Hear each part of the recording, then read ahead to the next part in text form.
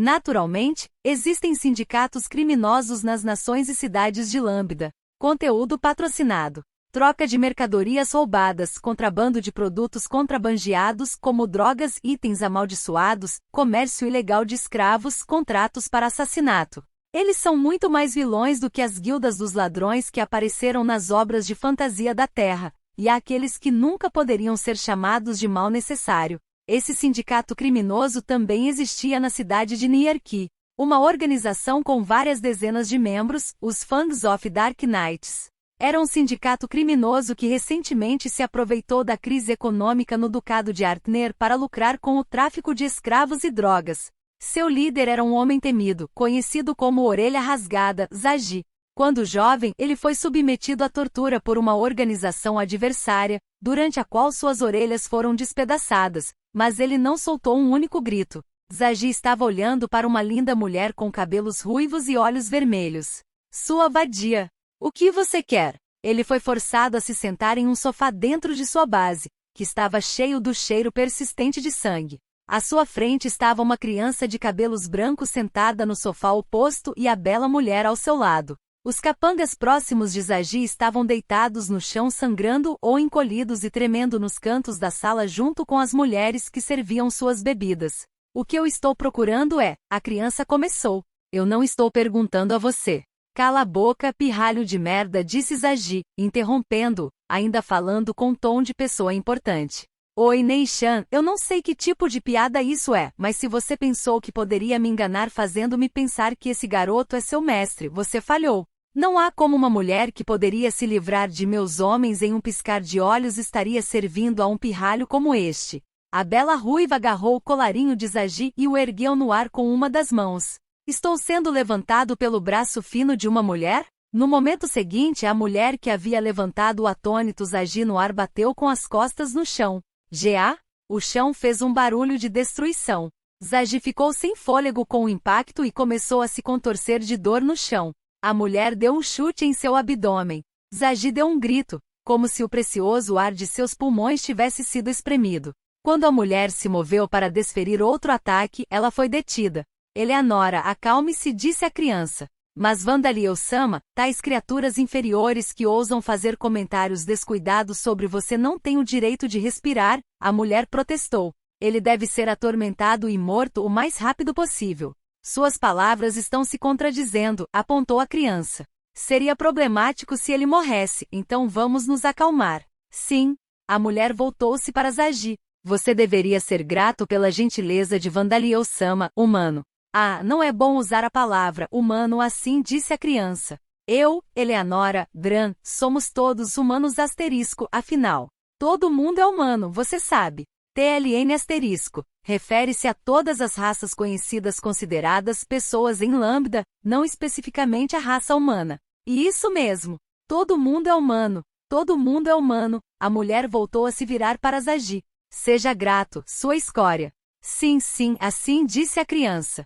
Pela conversa entre os dois indivíduos que estavam de mãos dadas em algum lugar acima da cabeça, Agi, que ainda não conseguia respirar, percebeu que a criança realmente era superior em seu relacionamento. E por dentro sentiu alívio pelo fato de que a criança parecia não ter intenção de matá-lo. Considerando a habilidade que Eleanora havia demonstrado um momento atrás, Zagi sabia que mesmo os membros e guarda-costas dos presas das Noites Negras que não estavam presentes não seriam capazes de cruzar espadas com ela. De fato, dentro de seu campo de visão, ele podia ver o guarda-costas mais competente da organização, um ex-aventureiro classe C, derrotado com uma espada perfurando seu estômago. Agora que chegamos a isso, não tenho escolha a não ser ganhar tempo até que o mestre chegue. A única esperança de Zagi era que o verdadeiro mestre do submundo de Nierki, aquele que apoiava a organização, viesse correndo para o local dessa bizarra ocorrência. Zagi podia sentir a presença do familiar do mestre, então ele acreditava firmemente que o mestre viria a este lugar. A questão era se isso aconteceria enquanto Zagi ainda estivesse vivo ou depois que ele já tivesse morrido. Gu? Então, qual é o seu objetivo? Ele perguntou à criança. Alguém te pagou para fazer isso? Ou você quer drogas?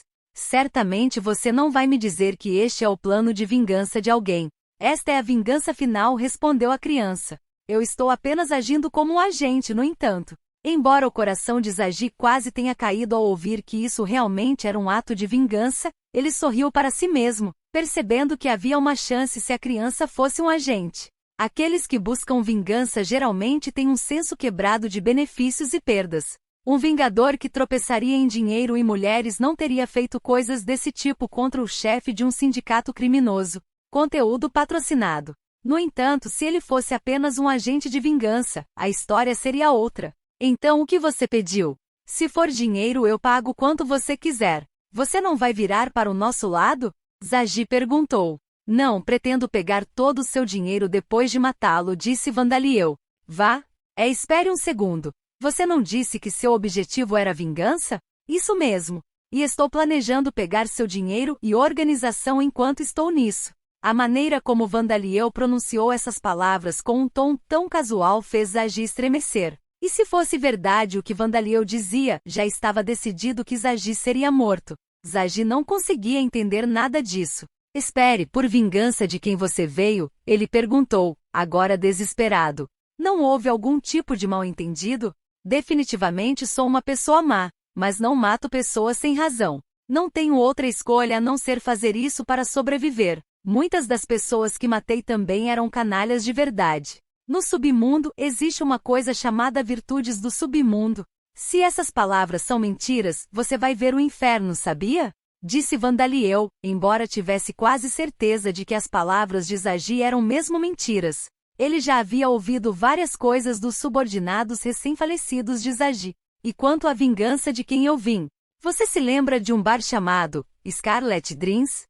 O que você está falando? Perguntou Zagi perplexo. Ele não tinha nenhuma lembrança de um bar chamado Scarlet Dreams. Vim para me vingar de uma mulher que foi enganada por um bardo vigarista e vigarista que cantava naquele bar há 15 anos, disse Vandaliel. H.O.? Que diabo é isso? Zagi gritou, os olhos arregalados em descrença. 15 anos atrás? A prostituta de um vigarista? Por que diabos você veio para uma vingança tão inútil? Quão estúpido você é, Jego! Eleanora deu outro chute na lateral do corpo dele. Por favor, evite fazer mais comentários descuidados, escória, Eleanora o advertiu. Enquanto Zagi rolava no chão, vomitando uma mistura de sangue e vômito, Vandaliel voltou a falar. Quanto ao porquê, na verdade, esta tarde, algo grande estava para acontecer. A velha senhora Milan, uma espírita que há muito tempo vivia da adivinhação na cidade de Niarki, tinha certeza disso desde a noite anterior. Era um claro presságio que qualquer um notaria se tivesse os poderes básicos concedidos pela espírita Jó que ela possuía. Então você veio, disse ela, dirigindo-se ao cliente que havia aberto a porta de sua pequena loja. Os negócios têm sido terríveis por sua causa. O que você quer dizer? Perguntou Vandaliel, a criança de cabelos brancos que entrará pela porta. A expressão no rosto enrugado da velha Lady Milan mudou enquanto ela ria. Você está questionando como eu sabia que você viria? Ou porque o fato de os negócios serem terríveis para mim é culpa sua? Você saberia a resposta para ambas se pensasse com cuidado, ela disse a ele. Agora que todos os espíritos da cidade foram levados, até mesmo os espíritos dos ratos e insetos, o que um espírita como eu deveria fazer? E se você estiver levando um número tão grande de espíritos com você, isso seria perceptível mesmo de fora da cidade. Os olhos da velha senhora Milan, os olhos de um espírita, podiam ver os incontáveis espíritos que cercavam Vandaliel. Seus números estavam muito além das centenas ou milhares. Eles o rodeavam como insetos. Ela era honestamente incapaz de compreender como o garoto na frente dela conseguiu manter sua sanidade. Alguns dos espíritos me disseram que você conhecia o passado, disse Vandaliel. Acho que sim. Eu sou um elfo, então realmente sou tão velho quanto pareço, disse a velha senhora Milan, abaixando o capuz para revelar suas longas orelhas pontudas. Eu realmente não estou tentando esconder isso. É que uma velha misteriosa que está aqui há décadas atrai mais clientes do que um simples velho elfo. Parecia que a atmosfera e as impressões deixadas nos clientes eram importantes para os adivinhos, mesmo em mundos de fantasia. Então, o que você queria me perguntar? Não sou uma corretora de informações, mas se forem apenas histórias do passado, farei um desconto para você, disse ela. Aqueles com trabalho espiritualista são capazes de adivinhar um pouco, ouvir as vozes dos mortos e ver espíritos. Além de saber quem cometeu um assassinato ou ouvir pessoas de organizações secretas de inteligência que foram silenciadas de maneira grosseira, não é nada excepcional. Isso ocorre porque as memórias e personalidades dos espíritos tornam-se instáveis com o tempo. Suas memórias de tudo, exceto fixações que tiveram na vida ou pessoas que odeiam, desmoronam como se estivessem se dissolvendo, eventualmente desaparecendo completamente. Isso pode acontecer no espaço de alguns dias a várias décadas. E mesmo que possuam as memórias e personalidades que tiveram em vida, não há garantia de que não mentirão. Houve ocorrências trágicas no passado em que investigações criminais baseadas nas palavras de espíritas resultaram na execução de pessoas inocentes. Não é incomum que a vítima proteja seu assassino quando a vítima é parente do assassino. Conteúdo patrocinado. Mas como a velha senhora Milan era uma elfa com uma vida útil de 500 anos, ela mesma se lembrava de muitas coisas sobre o passado e se lembrava de histórias contadas por espíritos logo após sua morte, mesmo que já tivessem morrido há muito tempo. Por favor, diga-me o que aconteceu com a princesa Levia de Talosheim e aqueles que estavam com ela, cerca de 200 anos atrás, disse Vandaliel. Por que você iria querer saber sobre algo assim? Perguntou a velha senhora Milan. Você tem algum relacionamento com aquela nação de titãs? Não, acho que não vou perguntar. Eu não me importo de dizer a você embora. Vandaliel ofereceu. Deixa para lá. Esses espíritos ao seu redor estão me dando olhares assustadores, disse a velha senhora Milan. Agora então, acho que isso vai ser desagradável de ouvir para você, mas ouça e não fique com raiva. Quando o túnel através da Cordilheira Bondar foi descoberto 2 séculos e algumas décadas atrás, o chefe da família de duques Artner na época era um crente zeloso e obcecado pela guerra em vida. Como Talosheim era uma nação de titãs que acreditava em vida, ele conduziu o comércio com Talosheim de maneira proativa. Este comércio trouxe riqueza ao ducado de Artner, levando-o a ter uma reputação favorável e pessoas elogiando-o por ter excelentes políticas econômicas, apesar de ter uma imagem de ducado não refinado antes disso. No entanto, o novo chefe da família depois disso era um crente zeloso de Alda. Ele acreditava que quem daria sua proteção divina nas duras batalhas não era a vida, que havia sido derrotada, mas Alda, a vencedora. Mesmo assim, não haveria problemas para Talosheim se o duque fizesse parte da facção pacífica, mas na verdade ele era um fundamentalista fingindo fazer parte da facção pacífica. Mas ele não era simplesmente um fanático e como governante tinha o poder de julgamento. Ele manteve o comércio com Talosheim enquanto permaneceu lucrativo, apesar de seus sentimentos desagradáveis sobre isso. Foi quando a expedição da Nação do Escudo Mirg para Talosheim aconteceu. O chefe da família Artner utilizou essa expedição. Quando Talosheim enviou pedidos de reforços, ele deu desculpas, atrasou suas respostas e deixou os titãs morrerem. Quando a primeira princesa Levia levou 50 refugiados ao ducado de Artner em busca de ajuda, ele os enganou fazendo-os pensar que os aceitaria. Ele envenenou os guarda-costas dela e executou a princesa após acusá-la falsamente de tentar matá-lo e instigar um golpe de estado para tomar o ducado de Artner para si. Ele adquiriu os tesouros nacionais de Talosheim que os titãs trouxeram para garantir que não caíssem nas mãos da nação Escudo Mirg, itens mágicos preciosos como uma caixa que gerava produtos infinitos. Ele enviou os titãs restantes, que eram apenas crianças e idosos, para as minas escravistas como escravos criminosos. Ele abandonou a cidade de pessoas que conheciam Talosheim, a cidade que era o ponto de contato para o comércio com Talosheim. Como o comércio agora era impossível, ela não conseguia mais se sustentar como uma cidade comercial, então isso era conveniente para ele. Como o túnel havia sido selado, não havia necessidade de se preocupar com a possibilidade de a nação Escudo Mirg persegui-lo também. Como resultado, o Artner Duchy adquiriu tesouros nacionais de Talosheim e uma força de trabalho de titãs equivalente a várias centenas de trabalhadores sem perder um único soldado para a nação do Escudo Mirg. Considerando a alternativa de enviar reforços para ajudar a combater a nação Escudo Mirg e perder a batalha, este foi um lucro extraordinário. Mas 200 anos atrás Talosheim não deveria ser considerado do lado da justiça na guerra entre o Reino Orbalm e o Império Amid? Perguntou Vandaliel. Se a história da velha senhora Milan era verdadeira, havia algumas inconsistências. No mínimo, com sua versão dos eventos, haveria problemas em considerar Talosheim do lado da justiça. mas a velha Lady Milan simplesmente encolheu os ombros. Sou uma simples espírita, rapaz, disse ela. Eu só falo as palavras dos mortos, investigar e tirar conclusões não é minha especialidade, nem meu trabalho. Mas você está certo. Ela fez uma pausa. Os únicos que sabem a verdade seriam a família do duque e seus assessores próximos, bem como um número muito pequeno de governantes do reino na época. Eles provavelmente enganaram o mundo com um substituto para a princesa. Pouco depois da guerra, teriam anunciado que ela havia morrido de doença.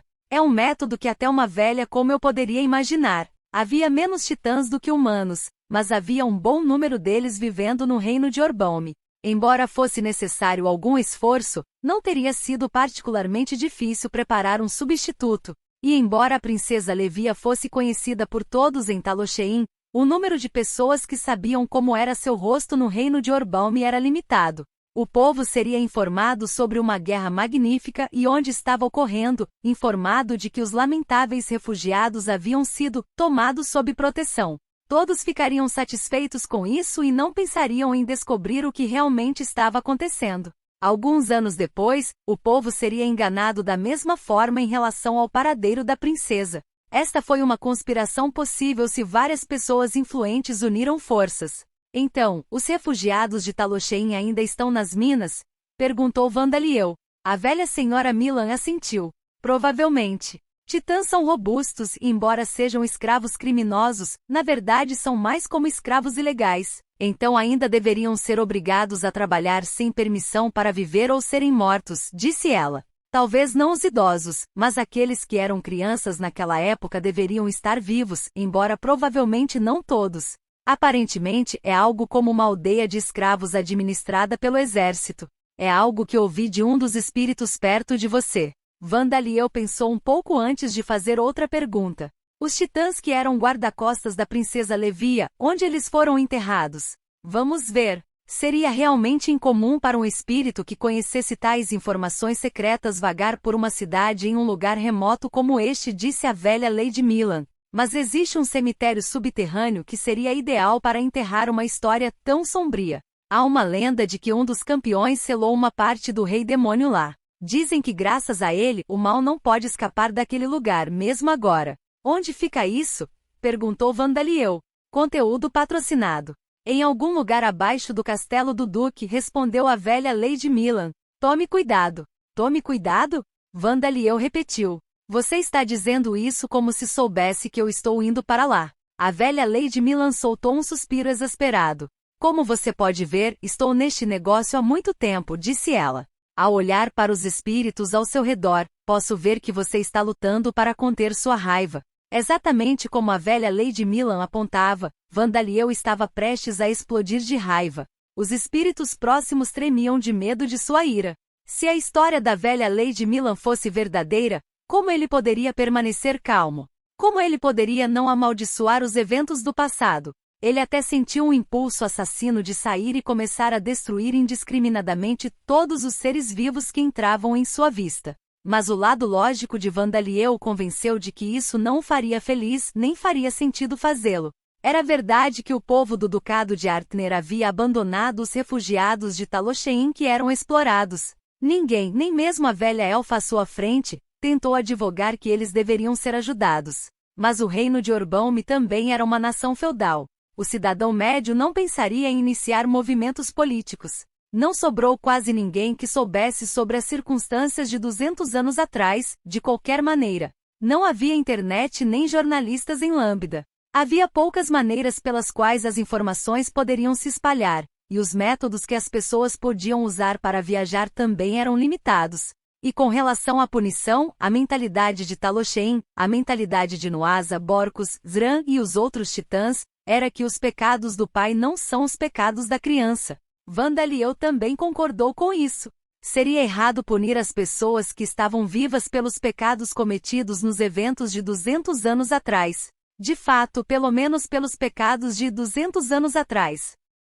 Vandaliel suspirou. Outra pergunta. Se alguém atacasse a mina administrada por escravos e todos os escravos desaparecessem em algum lugar, alguém investigaria. Você pode me vender informações sobre as pessoas que investigariam tal incidente? O que precisava ser feito agora não eram acusações ou retribuição, mas a libertação dos titãs que haviam sido transformados em escravos. Vandaliel não se importava com as leis desta terra, mas ele não iria apenas libertá-los. Ele teve que apelar para eles e levá-los a Talosheim. Ele precisava ganhar poder e apoio, atacar com força suficiente para ser considerado excesso e enganar Duque Artner e aqueles que o serviam, fazendo-os pensar que era algum tipo de acidente.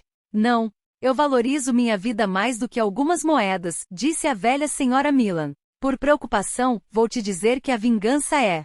Não importa. Essas palavras nada mais são do que um ideal irrealista. Aprendi isso logo depois que também consegui ver espíritos. A ideia de que os mortos não desejam nada, ou que só querem que os vivos sejam felizes, não passa de uma ilusão terrivelmente tola. Havia espíritos seguindo esse ideal irrealista, mas se aqueles que eles odiavam em vida caíssem na ruína, eles riam e se sentiam verdadeiramente felizes do fundo de seus corações. A velha Lady Milan sabia que tais espíritos existiam. A ideia de falar desse ideal irreal para Vandaliel de todas as pessoas era risível. Vou deixar a cidade amanhã. Existe algum tipo de recompensa que você deseja? Perguntou Vandaliel como se nada tivesse acontecido. Ele conseguiu suprimir sua raiva. Pagamento pela informação?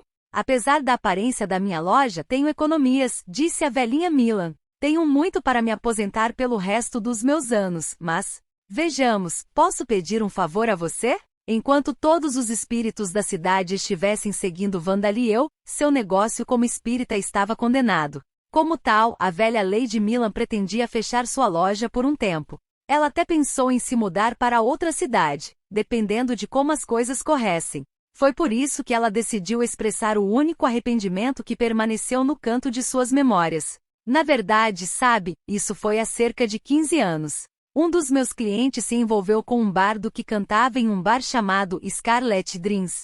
Eu disse a ela que ele era um vigarista e a avisei para desistir dele, e ela disse que terminaria com ele, mas, 3 dias depois, o espírito da mulher aparentemente voltou com uma expressão triste e desapareceu logo depois. A velha senhora me disse que queria saber a verdade sobre essa mulher, e então ouvi de uma fonte confiável que você é o responsável, explicou Vandaliel. O corpo de Zagi não parava de suar de terror. Em outras palavras, esse pirralho do qual não sei nada está prestes a fazer uma loucura neste ducado. E ele simplesmente decidiu nos matar enquanto fazia isso? Não, muitos de vocês estão vivos, disse Vandaliel. Além de seus guarda-costas, apenas algumas pessoas foram mortas. Os outros estão sangrando um pouco, mas seus corações ainda estão batendo. Esse cara acabou de ler minha mente? Zagi estava muito surpreso para falar, mas, na verdade, o espírito de um de seus guarda-costas disse alegremente a Vandaliel. Ele provavelmente está pensando em algo assim. Que idiota, né? Então, você se lembra dela? Perguntou Vandaliel. Conteúdo patrocinado. Embora Zagi não tenha respondido, ele realmente tinha alguma ideia do que Vandaliel estava se referindo.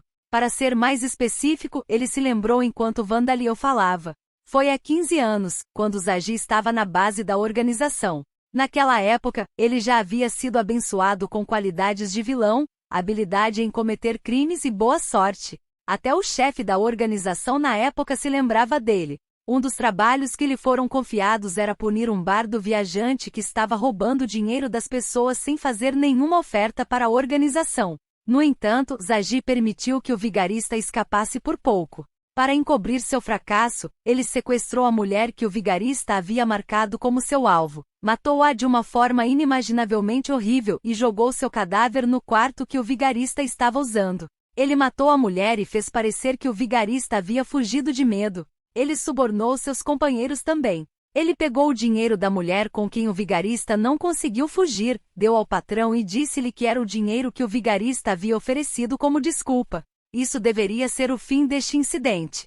Se eu disser a verdade aqui, serei morto. Droga, como se eu fosse morrer por causa daquela mulher que ninguém dá a mínima. Não sei, era outra pessoa. Provavelmente o guarda-costas morto ali, disse Zagi. Ele era um bastardo maluco que adorava matar mulheres, sabia? Ele está mentindo. Eu matei cerca de 5 pessoas, mas eram todos homens. Gritou o espírito do guarda-costas. Embora Zagi estivesse fazendo vários esforços para sobreviver, Eram tentativas inúteis e bastante engraçadas para Vandaliel, que podia ver espíritos. Droga, o mestre ainda não chegou?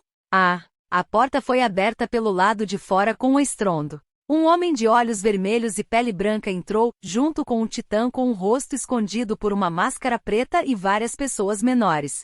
Mestre, obrigado por ter vindo. O vampiro que liderava o grupo era um espião que havia sido colocado aqui pelos vampiros de raça pura que adoravam o Iriushukaka, o deus maligno da vida alegre. Era ele quem apoiava Zagi. Ao se tornar o cão do vampiro, Zagi foi capaz de agir como uma figura importante no submundo desta cidade de 10.000 habitantes, sem que nenhuma outra organização chegasse ao poder. Zagi nunca tinha visto o Titã ou os homenzinhos seguindo o vampiro, mas presumiu que fossem provavelmente seus vampiros subordinados.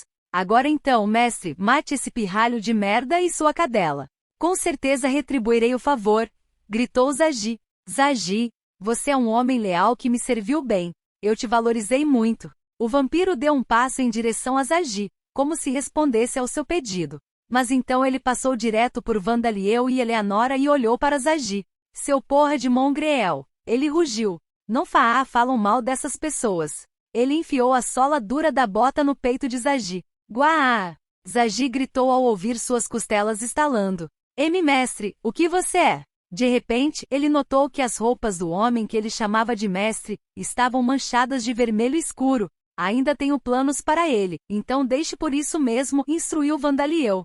Sim, Goshujin-sama. O vampiro abaixou a cabeça respeitosamente para Vandaliel e beijou seus pés. Vendo isso, Zagi entendeu tudo agora.